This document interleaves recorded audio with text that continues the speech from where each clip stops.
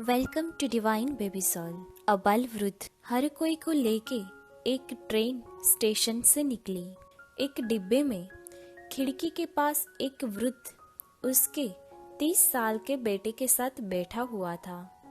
बाहर के सुंदर दृश्य देख के वो युवान रोमांचित हो उठता था और उसके उत्साह में ये बोलने लगता था कि पापा देखो, कितनी सुंदर हरे भरे वृक्ष और हरियाली अपने सामने से पसार हो रही है। उसका ये वर्तन दूसरे लोगों को विचित्र लग रहा था। उसके बारे में हर कोई आपस में गुसपुस करने लगा। एक नवपरिणीत युगल पैकी पति ने उसके पत्नी से कहा कि ये इंसान पागल लगता है।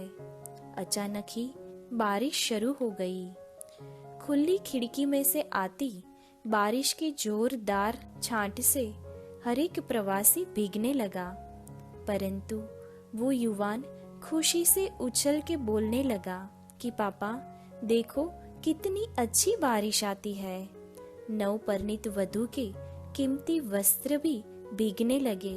इसलिए उसके पति गुस्सा होके बोल उठे और वृद्ध से कहा, बाहर बारिश शुरू है, वो आपको दिखता नहीं है?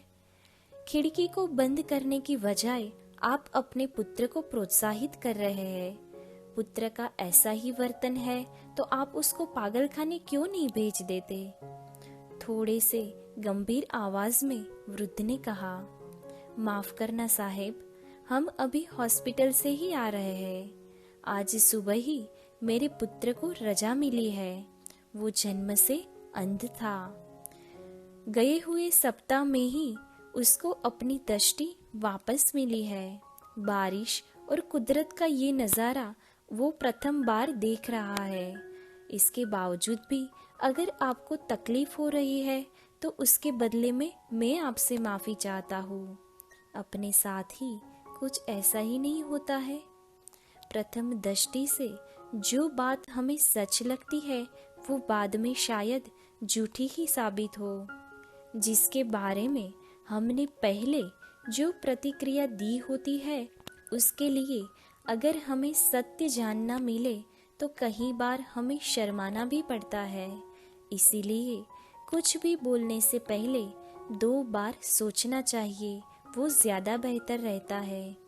कमान से निकला हुआ तीर और मुख से निकले हुए शब्द कभी वापस नहीं आते हैं। सत्य कहे तो अंधकार को दोष देने के बदले हमें दिए की ज्योत टमटमानी चाहिए।